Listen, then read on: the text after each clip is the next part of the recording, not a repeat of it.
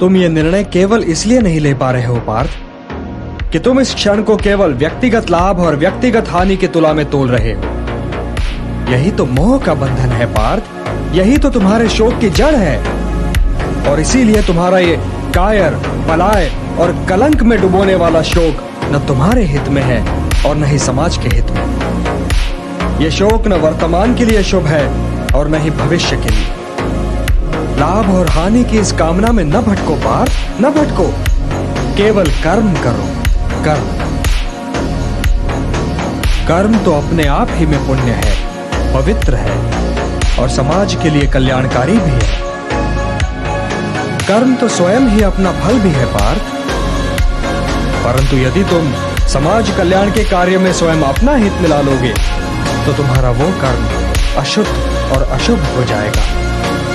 इसलिए हे पार्थ, निष्काम कर्म के मार्ग पर चलो, क्योंकि कर्म फल तो तुम्हारे वश में है ही नहीं। इसलिए केवल कर्म करो और कर्म फल की इच्छा न करो। कर्मण्येवाधिकारस्ते मा फलेषु कदाचन मा कर्म फल हेतुर्भूः मा ते संगोस्त्वा कर्मणि। किंतु निष्काम कर्म कैसे संभव है वासुदेव? फल का ज्ञान ही तो कर्म करवाता है, और यदि दृष्टि फल से ही हट जाए तो कोई कर्म करेगा ही क्यों? कोई कर्म इसलिए करेगा पार्थ कि कर्म के बिना तो जीवन संभव ही नहीं।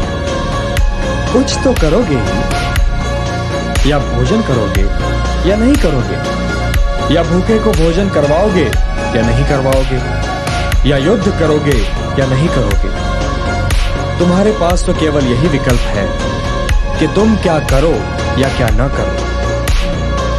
परंतु परिणाम तुम्हारे वश में नहीं है पार्थ। कर्म फल तुम्हारे वश में नहीं है। तुम्हारे अधिकार की सीमा इस विकल्प पर समाप्त हो जाती है कि तुम युद्ध करोगे या नहीं करोगे। किंतु युद्ध का परिणाम तुम्हारे हाथ में नहीं है।